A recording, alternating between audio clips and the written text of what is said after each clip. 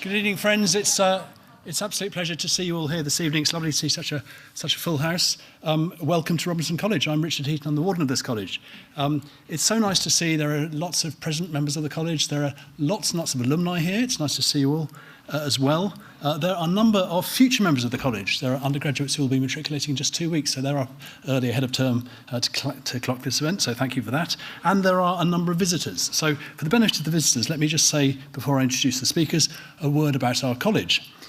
Robinson was founded in 1977. It is the newest and easily the most interesting of the Cambridge colleges. The funding for Robinson came entirely from the generosity of one remarkable philanthropist, Sir David Robinson. David Robinson was an interesting character, and we ought to talk about him more, I think. He didn't go to university. He went to work aged 15 for his father's cycle shop. He then founded his own business in home appliances, in particular in renting radio and TV sets. In the 1960s, some of you may not know, televisions were beyond the means of most households. So David Robinson was, in his time, an entrepreneur who democratized access to technology and information. On that subject, and in this spirit, tonight we'll hear from two Robinson alumni recently returned from the world of information and big tech. So let me introduce them.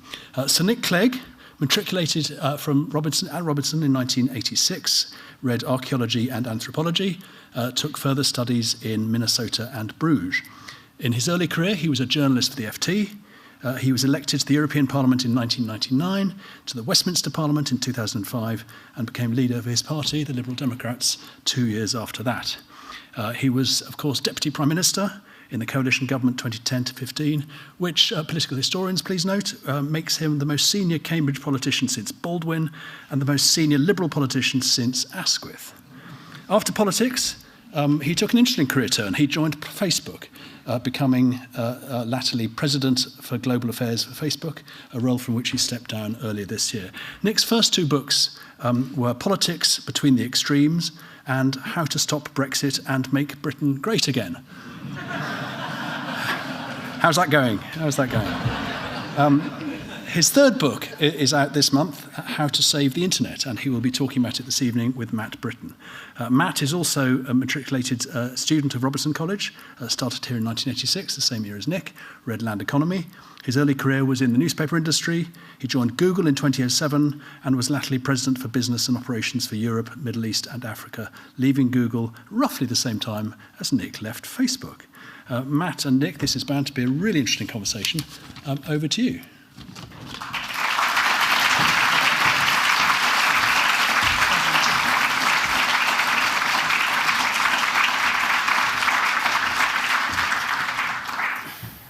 Thank you, Richard. Nick, hello. Hello. So I haven't seen Nick since 1989.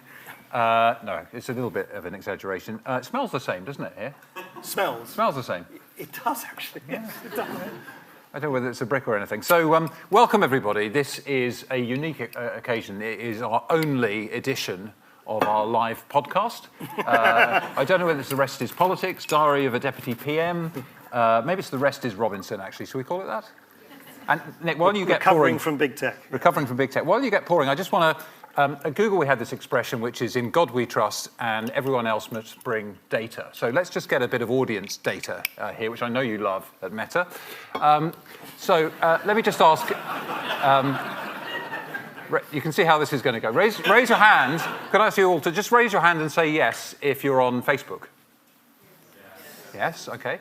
What about Instagram? Yeah. What about WhatsApp? Yeah, fantastic. So we've got a plugged-in audience here. Let me also ask, anybody here who also matriculated in the 80s? A few people as well, a few survivors too. Did you feel when Nick's CV was read out that you'd been a bit lazy? He's been a busy man. So look, let's get... Hardly been a slouch yourself. In fairness, it's 38 years and 50 weeks since we walked through those brick doors, I suppose. And what would we have seen if we'd met Nick Clegg back in 1986, for those who didn't? Oh, a callow, spotty youth. 86. I'll tell you the only thing I remember, because I was just talking to a group of Pegasus scholars who just arrived literally 2 or 3 hours ago. And I remember so vividly the first afternoon I arrived. It was very, very warm. And I remember bicycling along whatever the path is called into Cambridge and just being completely overwhelmed by this sort of magical sort of Disneyland paradise. It was warm, the warm air, sort of we were bathed in it on the bicycle. It was I slightly couldn't believe that I'd arrived here. I hadn't applied to Robinson. Robinson had taken pity on me, so I really just didn't know what to expect. But I relished every single minute of it. But I had no idea that I would end up in politics at that stage. None at all. I was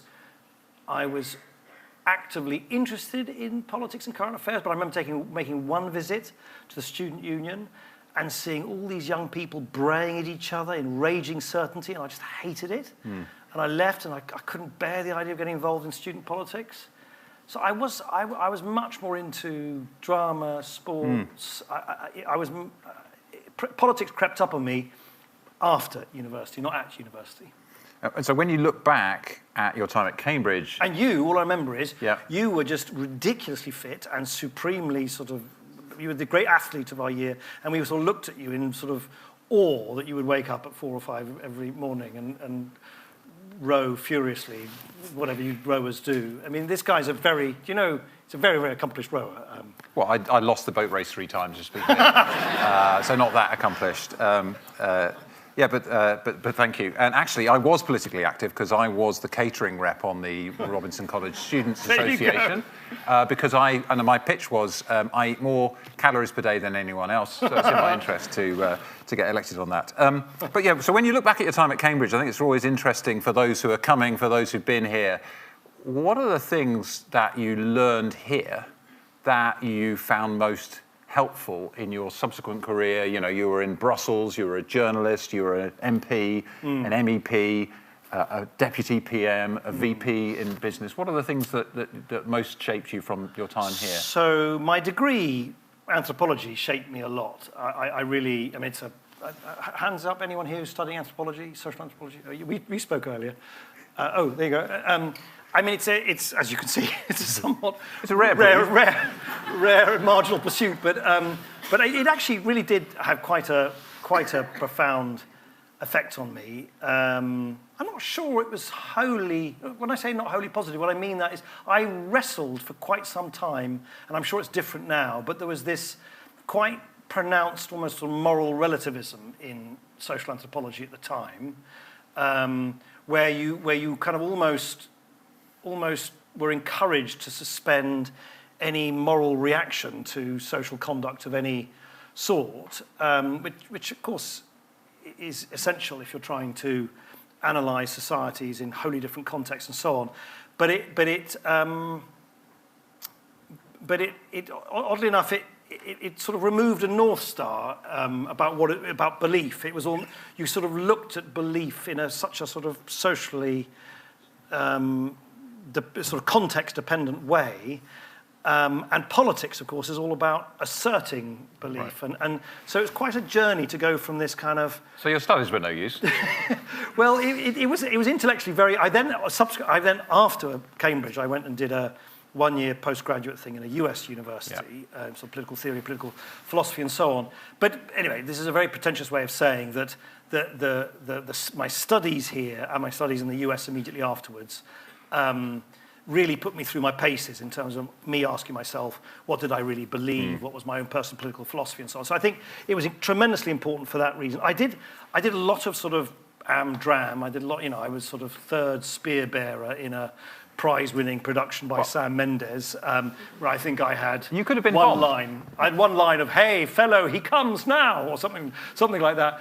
And I enjoyed that. And that actually, again, I didn't know it at the time, but is actually very important in politics because, of course, politics is so much about how you express yourself, how you try and project yourself. And oddly enough, I think many politicians. It's one of the reasons why so many politicians, at least used to be barristers, politicians draw on those who are comfortable with sort of public exposition, and I certainly think that's something which I learned here, in a way that I didn't know at the time might be useful later. So the acting was helpful, being directed by the legend that is Sam Mendes. You were captain of the tennis team, am I right? Yeah, we weren't very good. I think we always lost, but okay. I think, yes, captain of the Robinson tennis team. It wasn't. I'm sure the tennis team now is a highly accomplished team.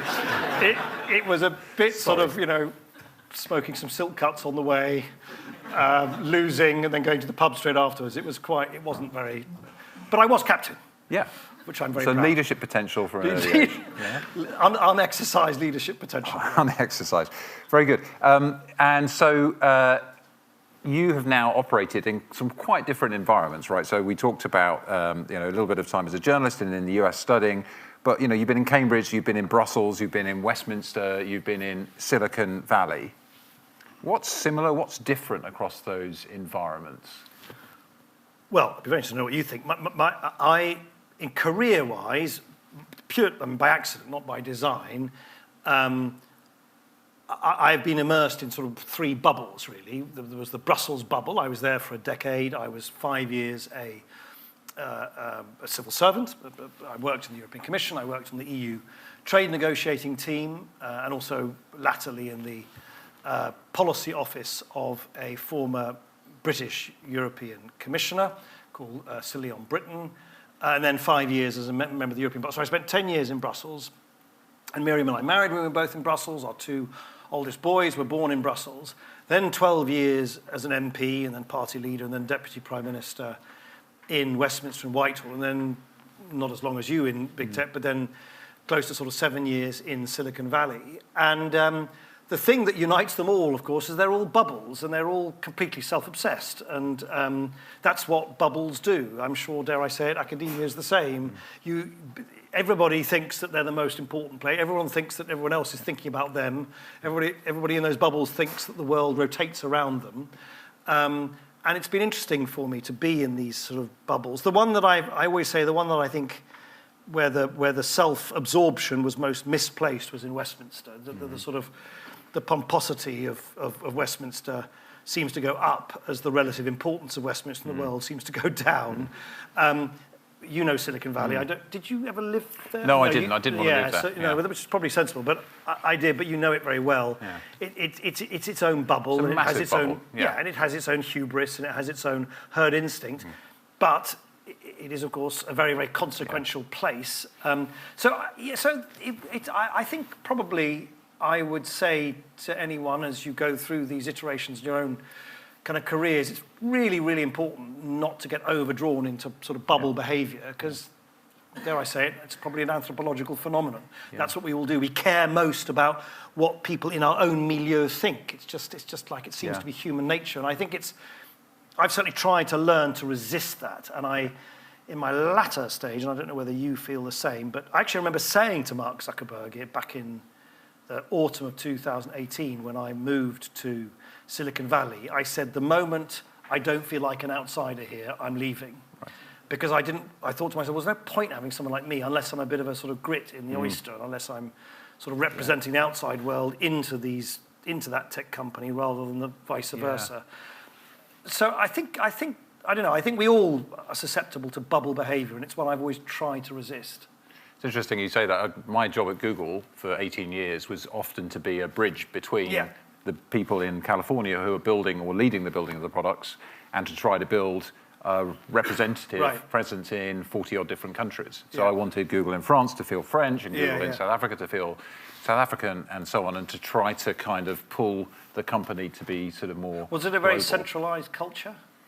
Much less than Facebook, I think. Much less than Facebook. Yeah. And so Which is probably because Facebook, Meta is a founder-led company. So you have one individual who's at the sort of apex of all of that, which probably leads to a sort of sucking sound into the centre. Well, so the two things I remember. One I remember actually when you were, I think, leader of the Liberal Democrats. You came and spoke at a Google event. We had an international event, and you made a very passionate speech about how big tech and politics were talking past each other. And then when you were kind of going to go to Meta, we had a conversation about, can you actually influence a tech company if you're not of the tech industry?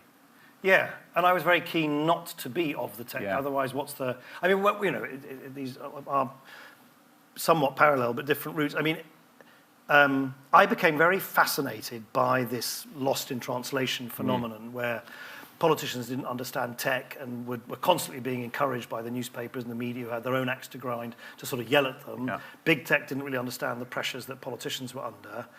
And I remember it actually, for me, when I was Deputy Prime Minister, I had this endless blazing row with Theresa May when she was Home Secretary, because she and the Home Office wanted to...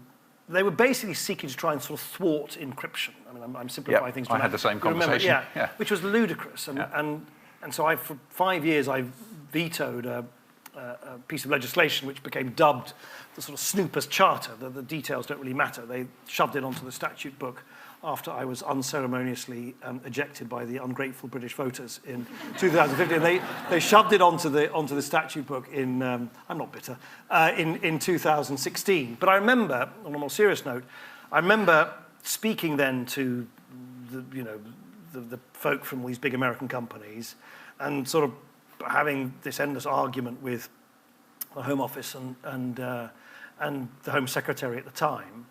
And I remember just this overwhelming feeling that this backlash against technology and big tech, whilst understandable, even that stage I remember thought, you've got to be really careful. You could end up throwing the baby out with the bathwater. Backlashes often, which are understandable, can create sort of as much problem as the thing that it's kind of reacting against. And secondly, this which is still as prevalent today. You know this is better than anyone, Matt. There just isn't a shared idiom, really, between these engineers and politicians. And the final thing I'd say, which I hope is of some interest, is one of the hardest things I found when I moved to Silicon Valley was I had to change my language. I'd come from a very wordy place, Westminster. It's all wordy, it's repartee, it's facetious jokes, it's all about persuasion. You're persuading, cajoling people, you're getting up on your hind legs on the green benches and portentously declaring, condemning government this or party that and so on and so forth. And I moved to Silicon Valley where none of that mattered. None of it had any impact at all because I was surrounded by engineers. Who's an engineer here? Hands up. Okay, well then you guys want to, and please don't, I'm not mischaracterizing your wonderful trade, but you guys deal in data and systems, and you are sort of, your whole mindset is that you fix things and you build things, and so I very quickly realized that I just wasn't making myself heard in the sort of Westminster idiom that I was using, and I describe this in the book, and I wonder whether you had a similar experience. I remember very early on the then chief technology officer of Facebook turning to me in a meeting and very earnestly saying, I'm probably slightly exaggerating for effect, but he said something to me like, so Nick, what do you think the sort of percentage chance is that government X will do Y in response to product innovation Z? And I laughed because I thought, what a preposterous idea that I can put a percentage chance on how a government might respond. And everyone looked at me in stony sort of silence. So then I said, again, rather Westminster and rather annoying, I said rather facetiously, I think it's about 26.37%. Instead of laughing, they went, oh, okay, and they sort of wrote it down. And I realized at that moment, I just needed to, it wasn't them should change for me, I had to change for them. And so I literally started to learn how to deal in statistics and systems. Did you find the same? I mean, I said in God we trust, everyone else should bring data. It's exactly the same. I think what I tried to do was... I think Google has more of a science culture, doesn't it? Yeah, I think search is basically a big scientific, challenge, and then the AI has been the same. I think we got to a better place where it was about a story and then the data to back it up, because the story resonates with people and can be retold. I should have said at the beginning, by the way, we're going to come to you for some questions towards the end, but I want to kind of get Actually, no, could you go and Matt and I are just going to chat away for the rest of the day. That would be a podcast with the right age bracket and with the right agenda to warble on for several hours, and you're welcome to stay. Let's go to the book, which is How to Save the Internet. And as Richard pointed out, we may or may not be successful at that. It does seem like a pretty important moment, and we'll come into that. At the center of the book is the tech power paradox, which I think is worth us sort of unpacking a bit, which is this sort of simultaneous devolution and concentration of power. And I think, nowhere more so really than in the growth of Facebook and social media. Do you see that? Just help the audience understand what it is you mean by that and what are the implications of that power paradox at the center of this technology revolution. Yeah, well, I think you've explained it very well. I think one of the reasons we have such ambivalence about these technologies is they do two things at the same time, one we like and one we dislike. They empower us. You all said earlier you like using WhatsApp, you keep in touch with your family and friends, you use Instagram, you use Facebook, you use those services for free because they're paid by ads. You use Google search, you give vast amounts of data to Google, to Meta and so on. And yet... Not Google. So it's very empowering for us, right? It's very empowering for us. It's very democratizing as well. A poor farmer in Guatemala can use Instagram just as much as a sort of fancy lawyer in Wall Street. Small businesses use these platforms to reach customers in a way that... It's a massive upending, just to say. As you were saying that, I remember about the first month I was at Google, meeting the men from the BBC, and it was men in those days, and they said, we've gone from a world where only the BBC, with its transmitters in the Ascension Islands, can reach people around the world, to now anyone can do that. And with a smartphone and with Facebook and Instagram, it's real upending of the total system. upending. And so there's great empowerment, this dispersal of power. I mean, almost on a scale never really seen, perhaps since the sort of printing press, in terms of the spread of a technology which has this very flattening and democratizing effect, is used around the world and so on. And yet at the same time, those technologies are provided by these great platforms which aggregate and concentrate vast amounts of power in the hands of a small number of men on the West Coast, whether it's Sundar Pichai, of course, Zuckerberg, partly because of the nature of the business, but partly because he's just this he's one of him and Musk are the sort of only sort of founder leaders left.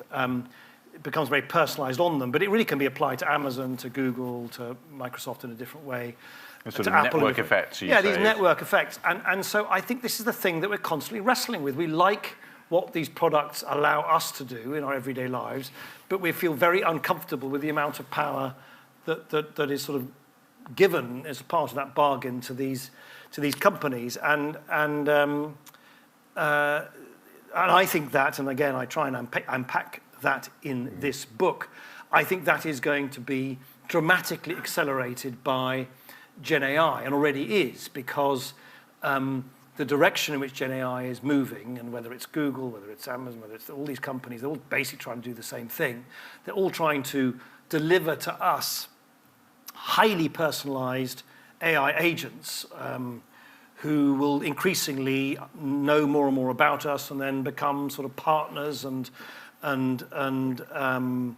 teachers assistants, and really, assistants, exactly, from teaching to organising your diary to booking your holiday to mental health applications and so on and so forth. And so again, I think it's going to dramatically accelerate this personalisation of these technologies, which will feel ever more intimate, much more intimate than even how people feel about their sort of social media feeds, which are already quite intimate experiences. Each social media feed, every single one of your feeds is different to your neighbours. It's like a sort of digital fingerprint, if I can just pick up on that, because I think it's one of the things I want to try to explore is, we've gone from this sort of shared culture, back to my BBC example. I actually had breakfast with a BBC journalist this morning, and, we grew up, our generation grew up in a world where we went from three TV stations to 4 to 5. And now what we've got is Gen Z have gone through sort of 5 different media cycles themselves. Yeah. They had pre-TikTok Gen Zers, then you've got TikTok Gen Zers, then you've got COVID Gen Zers. The technology has changed, and now you've got ChatGPT Gen Zers. It's really changing incredibly fast, and we've lost that shared media culture. Yeah, I mean, this is a different debate. I personally, I'm a bit more sceptical about what I think is sometimes the slightly sepia-tinted description of actually a relatively limited period of time in the post-war period in which men, and it was always men, would tell us the news and we would all sit around the television and receive the same news. It's an incredibly paternalistic approach to information. It's actually, historically, a very, very small... I mean... It's a very short period, but it's a period in which everybody who's leading organisations and countries grew up in. Yes, I know, but exactly. It's one of the reasons why I think so much of the special pleading from some of the old vested interests are so completely specious. Because, of course, that top-down, somewhat paternalistic approach to media where Paul Dacre would determine what's on the front page of the Daily Mail and who the Daily Mail reader should hate that day. And the BBC editor says, that's now been replaced by this raucous world in which everybody can have their own views and spout them off and so on. That's incredibly disruptive to that top-down, editor-centric approach to media, and no wonder they hate it. Yeah. And of course they hate it, and you've lived this much longer than I have. They've hated it because Google and Facebook in particular have just so wildly disrupted their previous business model, the print ad business model. So they have both a reason of disrupted power, their power is being disrupted as gatekeepers of information, but also a commercial incentive to loathe these platforms, as indeed they duly have ever since. My point only is that, yes, you're right, of course, going from the kind of television mass media to mass media. Yeah. The only thing you're right, that is a sudden change of gear, but let's remember, if Google didn't exist or Facebook didn't exist, the sort of trend towards a multiplicity of outlets where people can get sort of absorbed and enveloped in one increasingly homogeneous sort of information ecosystem, as they put it in the jargon, is there already. I mean, I know I can bore you with it, but there's plenty of studies, for instance, to show. I commissioned a whole bunch of research during the 2020 US election, because there was lots and lots of claims and counterclaims in the US and to a lesser extent here about the role of social media in political polarization and driving political behavior.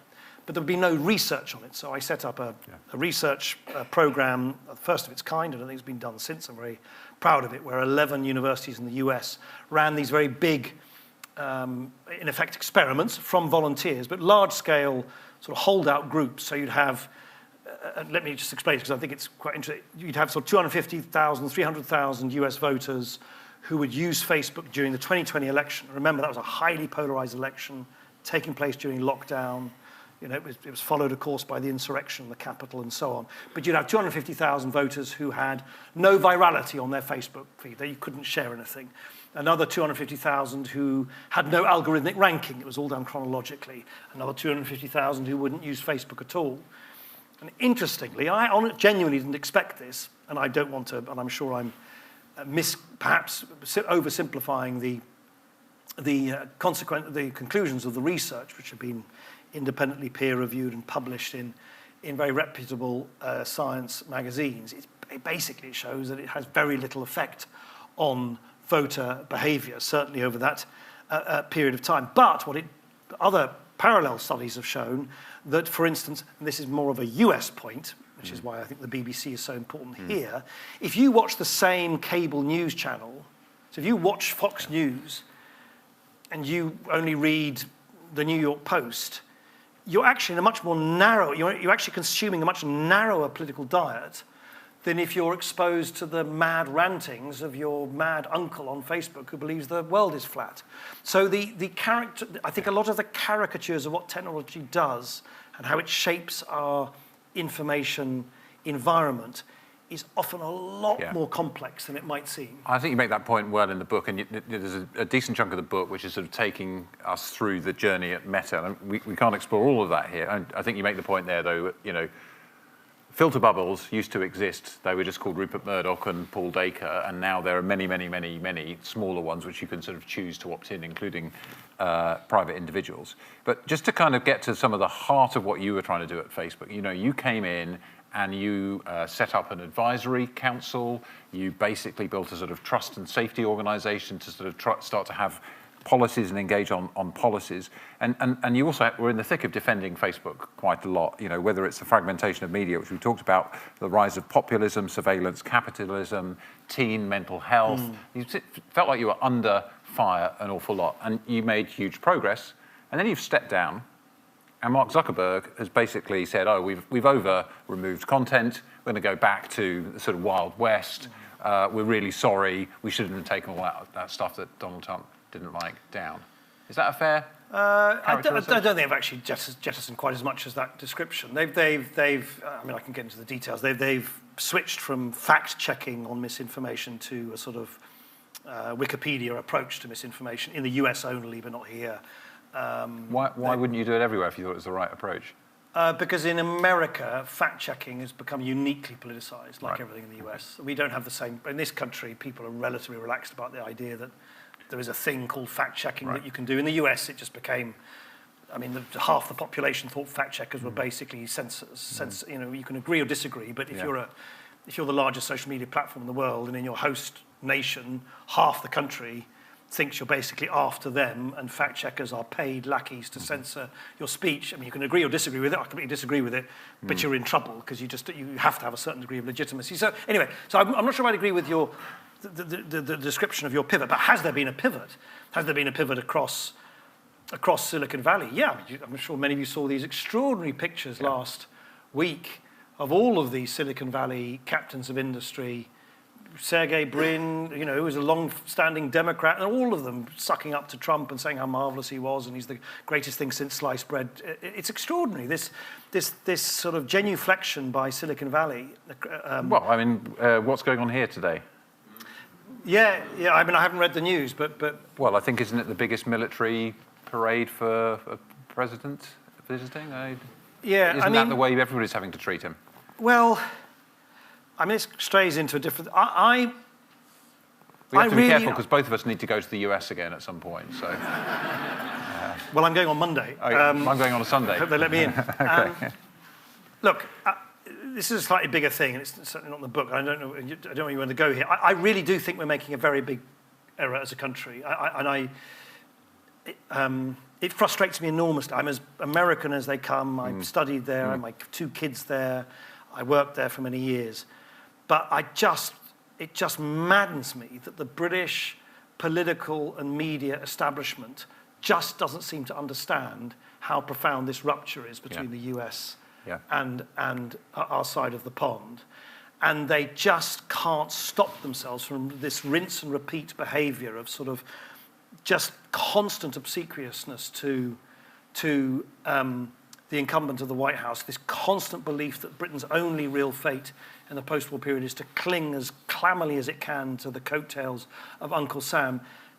It so misreads what's going on in the US. I mean, look at this so-called... I'm very interested to know what your view is. I haven't read the details, so this may be a little bit unfair, but I read earlier this afternoon that the sort of centerpiece of this great fanfare today about a UK-US tech partnership, which apparently is world-beating and unprecedented, unique, is a bunch of data centers that these companies wanted to build anyway. I mean, it really is mutton dressed as lamb. I mean, maybe they accelerated them and so on, but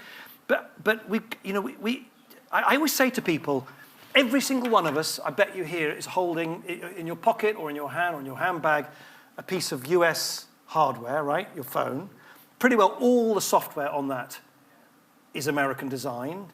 It's run by operating systems which are American, Google's, Android, and Apple's iOS. Your data is basically being kept on American infrastructure, cloud infrastructure, Azure, AWS, and so on. And if we come up with any good ideas or good people, we ship them over to America, whether it's Demis Hassabis, who ended up... So just imagine if that was France. Just imagine if all the technology in our pockets, all of our data was held by French cloud, all of our good ideas shipped across. I mean, can you imagine how nuts the mail would go and the sun would go? It's a catastrophic loss of sovereignty. And that's okay if you're joined at the hip in the strategic partnership that was cemented by the Cold War. That has gone.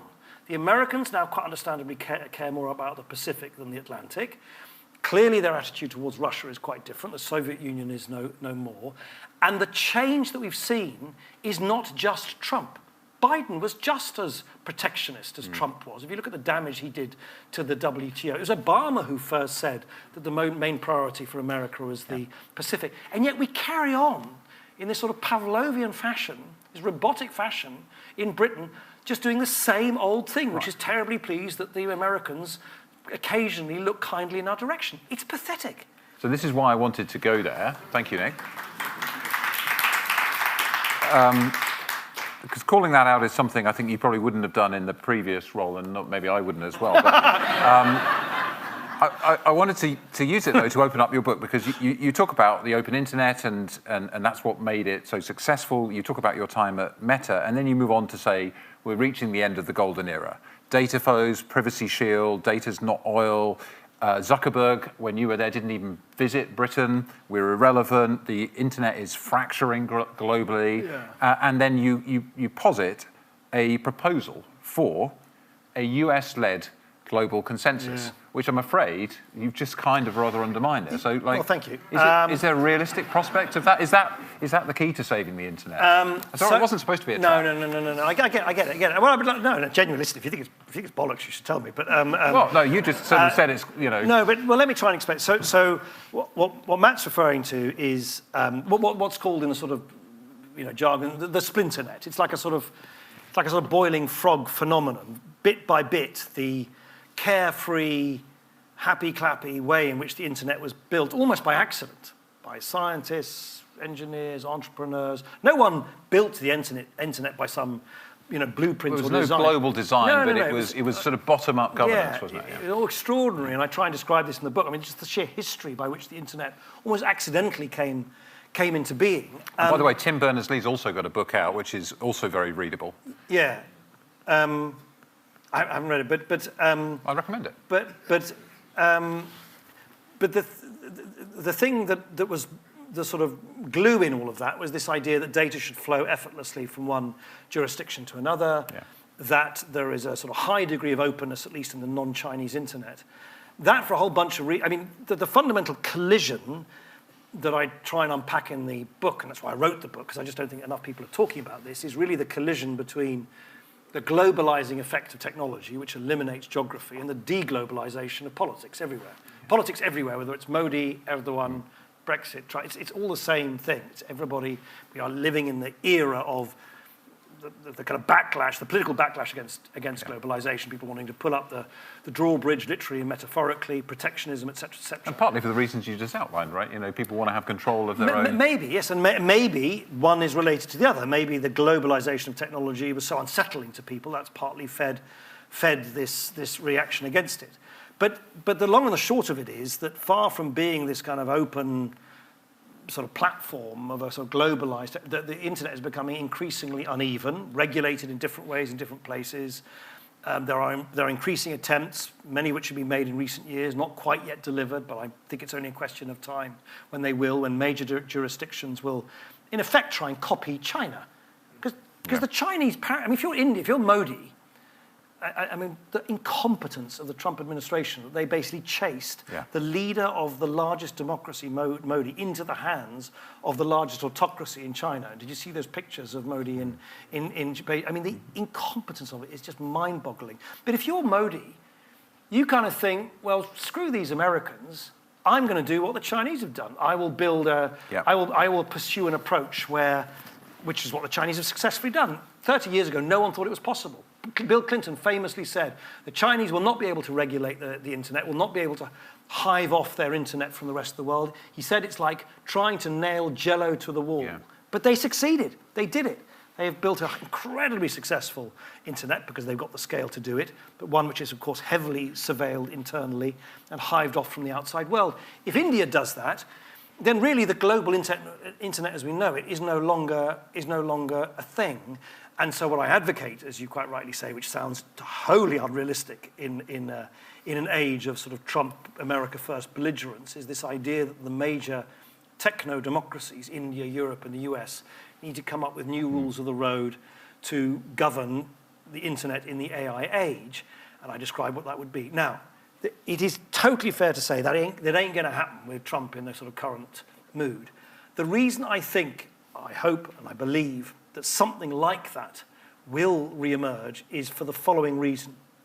At the moment, I'd love to know whether you think this is the way you read the tea leaves in Silicon Valley and DC. If you listen to all these tech leaders in Silicon Valley and you listen to the Trump administration, they talk about beating China in the race to AI supremacy in a way very similar to kind of America beating the Soviet Union in the Cold War, that you can outmuscle them, outspend them, out-innovate them, and that there'll be a sort of Berlin Wall moment, a sort of a moment where your foe will be vanquished. I think that's just total rubbish. Because A, the Chinese are way too sophisticated for that on AI. The depth of their own industry is far, far too great. And it's also not, the technology is not susceptible to that kind of knockout blow. I just don't believe that there's going to be some eureka moment where suddenly someone in the middle of the night in Silicon Valley says, I've discovered superintelligence, and I'm going to put it in a little box and lock it, and I'm going to basically rule the world. You know, it's just, China is already, it's one of the great ironies, I think, China is already the market leader in open source AI models. So you have the world's largest autocracy doing more than any other country to democratize the free access to this technology. Now, I don't know whether they do that through accident or by design. No one talks about that. No one talks about it here in London. I think it's by design. They've had a massive long-term investment in the skills, the infrastructure, the technology. Also manufacturing, by the way. So if you listen to Tim Cook, who runs Apple, you know, they put their manufacturing in China originally because of cost, but now because of capability. The Chinese ability to prototype and get to manufacturing at scale, at speed, is off the charts compared with other countries. So I think that's one of the defining reasons. And it's why I would share your view that I think for economic reasons and also for the positive benefits that come from scale work on technology, there is a chance of alignment transatlantically. But only if the Americans realise, which they haven't got to yet, that they're not going to beat the Chinese like this. And at that moment, my assumption is the US political and tech establishment will realise, as generations of Americans have in the post-war period, that however infuriating they find us Lilliputian Europeans and however infuriatingly protectionist they find the government in Delhi, in the end, their rivalry against China necessitates a partnership with those major techno-democracies. That's my assumption, but it's a speculative one. Oh, it's good to put it out there. So I really want to make sure we take some questions for the audience. So if people have questions, we will have some roving mics. I can see some hands going up now. Where is the person with the microphone? I didn't give them any warning. There we go. Thank you very much. Let's take a couple together if we can, because there's quite a few. By the way, we welcome questions from women as well. If you know the stats, if the first question comes from a man, then the questions tend to skew male. If it comes from a woman, it tends to skew in the mix you get. But you know, that's just an observation. So sorry, no pressure. I'm staying silent until the ladies ask the question. No. Now I've ruined it. I'm so sorry. Go ahead, please. Where are we? Yeah, brilliant, thank you. Hi, my name is Aurelia Noel. I also work for a media company called Dentsu, which I hope you both know. So my question is something that Nick said around the future being there, but being unevenly distributed, which is, I think, a quote for William Gibson. What I say to that is AI is actually widening the gap as opposed to bringing us together. So I wanted to have your view on how the fact that more and more information is behind paywall, the fact that even the best versions of AI need to be paid for, how is that going to widen the gap and maybe turn into a technology poverty that is going to be even worse than the poverty we have today? Great, thank you. Well, sorry, this is not me being evasive, but I wonder whether, Matt, because I've heard you speak before about, you I think, firmly disagree with that. Yeah. Right? So I think a couple of things. One, generally, I was responsible for Google in Africa for 10 years, and so when you see technology like a $30 smartphone going into somebody's hands and how it changes their lives, education, access, and so on, there's a huge sort of benefit. And one of the things I was proud of doing at Google is having open source Android, which meant that you could buy a phone that was pretty much as good as an iPhone for $30. With AI, I think what's interesting for me is, think about this. Somebody with no formal education can draft a speech that's pretty much as good as you or I can. When I look at my experience at work, I saw software engineers who had assistive AI. The productivity of all our software engineers went up, but the productivity of the lowest productivity engineers went up by more. So I think there's an opportunity for AI actually to lift those with least by more, or some of this technology, whether it's access to information or access to sort of intelligence. And the one thing I would say, and Nick touched on this a bit, is no offense to engineers, but the people building the technology are sort of science fiction focused and very rational engineers. And the belief is, I build something brilliant and everyone will adopt it overnight. I think the human experience is, Actually, it's going to take me a while to get used to it. And the moment in AI for me is it's up to us. You know, we're not going to be inevitably in one place or another. It's up to us as how we adopt it, try it, figure out the risks, figure out the benefits. And this moment, that's why this book is so timely. This moment is really important. Yeah. No, the only thing I'd add, so I don't think, if I've understood you correctly, I don't think I share your pessimism entirely. But here's the big but. These companies are pouring, insane amounts of money into the infrastructure layer to basically, it's a very, very expensive, the physics of the sort of LLM-based AI paradigm is very centralizing because there are just very few entities on Earth that have got the GPUs, the data centers, the data, the water, the energy, and so on. I remember, this is now a year and a half ago, speaking to the then Chancellor of the United Kingdom government, Jeremy Hunt, and saying to him, there was I speaking on behalf of Meta, I was saying, at that time, I think Meta was spending $70 billion US a year just on training infrastructure, not even on inference, fine-tuning, all the rest of it. And I remember saying to Jeremy, I said, Jeremy, you're the chancellor of a G7 economy. You would not be able to afford this. And this is just one American company. So to that extent, you're right. The base layer is very centralizing. I personally have not yet seen any business model from any of these giants which makes me think they're going to recoup those costs, is my view. Of course, they're making some money on it and so on, but not at the scale that you're spending 100, 150 billion a year, every year on this. And they're all competing with each other. So I think there is a real risk that as they sort of almost get over their skis on the amount of capital expenditure that they have poured into the sort of base layer, and that the business models, I strongly agree with Matt, that the people in Silicon Valley always make the same mistake. They think because they've invented something on Tuesday, everyone's going to use it on Wednesday. As I describe in the book, if you actually look at the adoption of technology, it's often much slower. Desktop computing, which is now just, every day. It took about 20 years between the invention of a desktop computer to it actually being in every office and workplace. So I think that the incentives for the companies, which is, I think, behind your fear, to recoup that, to impose ever more proprietary ways in which they can charge us and so on and so forth.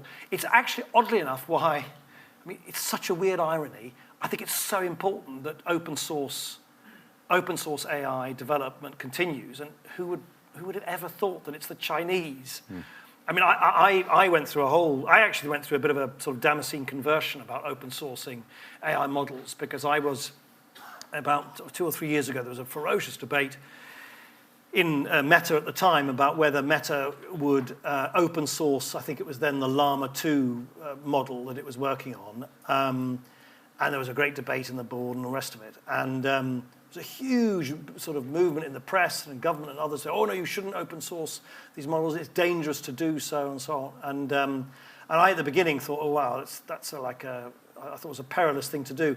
And then the more I looked at it, I've become quite a big advocate of open sourcing, because it's the only way we can ensure, to your point, that this technology doesn't just become the plaything of a basically an oligopoly of very rich Chinese and American tech companies. If you want to democratize access to this technology, it's not a risk-free thing to do. I think you have to be an advocate of open sourcing. So another episode to come on open source, I think, for us. Let's go to Jeremy, and then there's a load of other questions. Let's try and be a bit quicker, Nick. Sorry. Thank you, Matt. Thank you, Nick.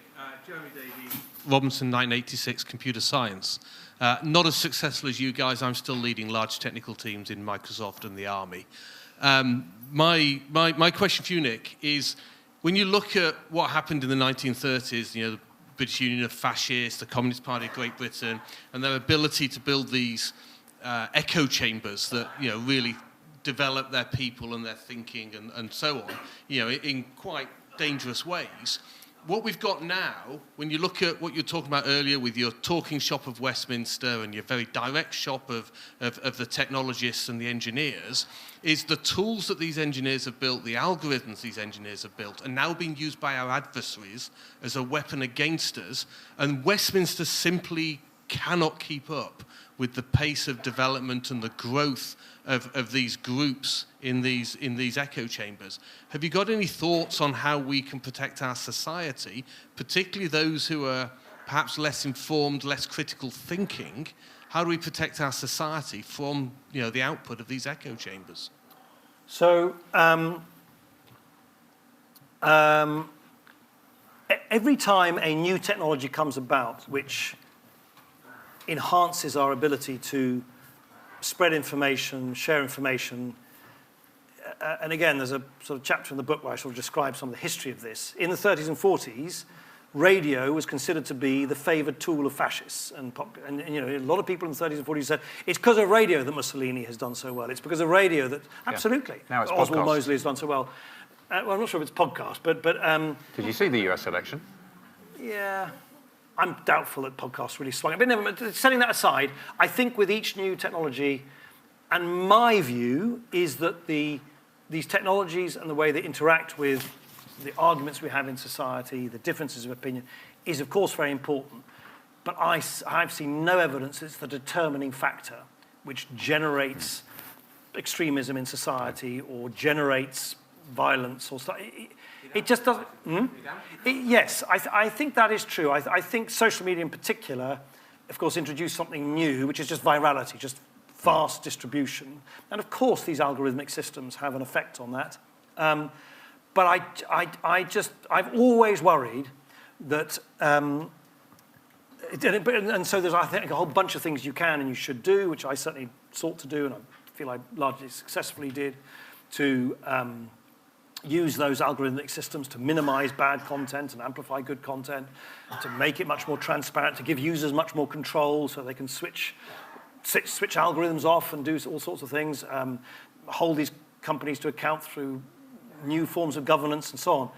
But my strong view as an ex-politician as much as anything else is that if we end up thinking that, and I'm being facetious here, so forgive me, I don't know what you think, it's not what you think, but if we believe that if only a tweak of an algorithm and then we'll all be kind of nice to each other, I know you don't believe that, but I would really strongly counsel against thinking that there's a technological solution to some of these deep sort of fissures and imbalances in society. It doesn't mean that there aren't things you could do. I think there are now huge differences between these different services. X is a cesspit. It's just a complete free-for-all. Snap is quite different. Pinterest is quite different. Facebook and Instagram are quite different. YouTube is actually the great giant of the land. I mean, YouTube is used on a vast scale, has its own kind of issues. So they're all consumed slightly differently. Young kids use all of these apps interchangeably. Nick, I'm going to just try to take a couple more questions. Your average teen uses over 40 apps a month. So my view is things can be done. It varies enormously from app to app. But in the end, I think a lot of what we're dealing with is not a technological problem at all. No, it's a human issue. We've got a question here. Thank you, Nick. My name is Diana Neria. I worked for Huawei for many years, and I worked as well in Silicon Valley, so I'm very in knowledge of what you have just said. But I would be very interested in knowing your opinion on where we are now. How can we shift power from these two big sources of technology and power that we have now in China and in the US? Because I think one of the greatest successes from both nations is that there's a trust in the system, there's a trust in the government, and there, whatever opinion you may have on any of those structures, China against the US, people trust their governments, and that promotes investment, that makes people to trust in the system, that makes people to go to America because they know that they're going to make more money than in the UK. And what do we need to do as a civil society and as a government to avoid that people just lose trust in their own governments? Because that's, I think, is a very big barrier for innovation technology, because people just shift to wherever they can make more money and trust the systems. And I think it's one of the biggest failures in the UK as well, and in every other nation as well. So Dan, I personally don't think that the issue is, people deeply distrust government in the US, in fact, way more than here. By any measure, distrust of DC, I mean, it's a long, it actually goes right back to the sort of foundation of the United States. The loathing of the swamp is a sort of cultural thing. So I don't think trust in government is the issue. I think what we don't have in the UK, what we don't have in Europe, is just scale. We just don't know how to become the sum of our parts. It's not a lack of people. It's not a lack of ingenuity. It's not a lack of startups. Actually, by some measure, Europe now has more tech startups than the US. We just don't know how to make small things big. Brexit is, of course, idiotic. If you pull yourself out of your own hemisphere, your own hemispheric market, the EU itself, I think, has just been almost sort of willfully self-harming by not actually creating the sum of its parts, which is the whole point of European integration in the digital sphere. So we've now got the ludicrous situation that you've got a single market in cow manure and steel, but not in digital services. I mean, it's just crazy. Yeah. So, and I think part of that is market size, and part of it is we don't have a capital markets union in the EU, so you don't have deep pockets, so you don't have the venture funds. If you're a Cambridge entrepreneur, and Matt, I think, can speak to this more articulately than I can, it's just this same old treadmill. You can raise a few million to get going. The moment you start raising 100 million, 60 million, 150 million, you have to go to Sandhill Road, you have to go to Peter Thiel, Mark Andreessen, Sequoia, and then they say, well, if you're going to take our money, you've got to move to California. I was just talking last week to one of the leading quantum computing outside Google and Microsoft, this is, companies in Silicon Valley. The 4 founders are 4 British academics. Yeah. And they're there for one reason only, money. Yeah. And so until we learn in our hemisphere, in Europe, that we're only ever going to be strong by relearning the lesson of history, which is that Europe is strongest by doing stuff together, we will continue to fall behind America and China, and we will continue, I think, really risking becoming a kind of museum continent. But I don't know whether that's... 2 things I'd say. One, totally agree. Lack of digital single market, total disaster. Yeah. We faced 100 pieces of new regulation in Europe in 5 years that were going to be interpreted by 500 regulators. That's not the way to help startups scale. Second thing I'd say is we aren't going to build a large language model in Britain that's going to rival what's been built by the Chinese and Facebook and Google. What we have to do is be brilliant at the application of AI, and that involves a human element. So that's what I want to focus on. Let's take a final question, if that's okay. So where do we have? Yeah, thank you. And I work at AstraZeneca, so we're very excited about what AI will bring for healthcare. But I'm also a mum to a 4-year-old little girl, so a slightly different question, I suppose, which is how do we parent young children through this age and make sure that they're growing up to be responsible, connected adults that can make perhaps better decisions than we've been making? So, I mean, I'm not going to give you lessons in parenting. We're all parents in different ways, and so on and so forth. So I'm not going to try and be a parenting expert, but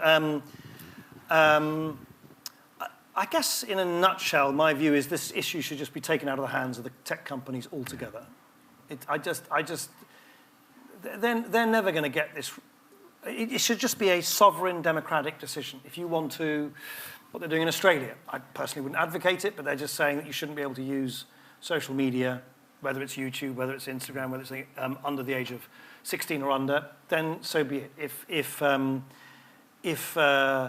If here you want to impose upon the industry requirement that certain features of social media are not available to kids, in that age category, then government should decide on that. The thing that I have found that has bedeviled this debate is that governments and decision makers then take decisions which either make no difference or don't work in practice. And so, Matt and I might not agree on this, but I've never understood why governments aren't forcing the industry as a whole to basically decide the age of a user at the point at which the app is downloaded, given so many different apps are used, which is done, of course, at the App Store level. At the moment, you, as a mum, even with these new powers of the Online Safety Act, you've got, literally different ways of deciding the age of someone, app by app by app. It's bonkers. And so I kind of think decision makers just need to decide. Do they want to ban smartphones from schools? Do they want to say people shouldn't use social media? Do they want to say there's a requirement that there should be completely different teen-appropriate apps, as there, by the way, are? I mean, most of the companies now are producing these. But then just do it in a way that actually can be applied to the whole kind of all the apps that our kids are going to use. I for what it's worth, and I describe this in the book, I'm personally, very unfashionably, people don't like when I say this, but I actually don't think the evidence from people like Jonathan Haidt and others stacks up. There's a lot of, and I try and be very dispassionate in the book and just present other academics and other studies. But I kind of think whether you think social media does or doesn't have this effect on young people, the upshot for me is still the same. We should just take a totally precautionary approach, and governments and parliaments should decide that, and then they should impose it on the whole industry. They should just impose it in a way that is actually applied to the whole industry. That's my kind of plea at this stage. I think on all these things, the only thing I'd add is governments can't do it on their own, tech companies can't do it on their own. Actually, many of these complex issues require governments, companies, communities and individuals to work together. And so the biggest thing I think we can do, in support of your call to save the internet, is to all be involved and be using it and be having the conversations. And that's something that Nick's facilitated. Nick, just a final question. If you could go back in your TARDIS to 1986 and have a little word in the ear of spotty young Nick Clegg when he arrived, is there a word of advice you'd give him? You're going to answer the same question, by the way. Oh, shit. You're going to hear the final word. You should say, I shouldn't have spent so much time rowing early in the morning, because it intimidated all my other colleagues at college at the time. But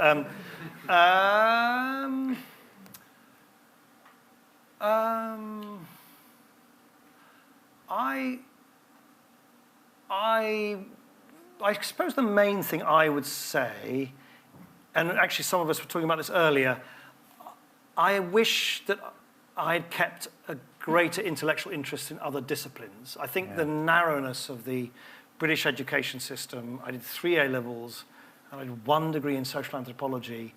I wish I'd had more either determination or more opportunity to keep sort of both right lobe and left lobe going. And I do regret, I did no science and no maths at all since the age of 16, and I went to an elite school and a top university. It's absurd. It's completely absurd.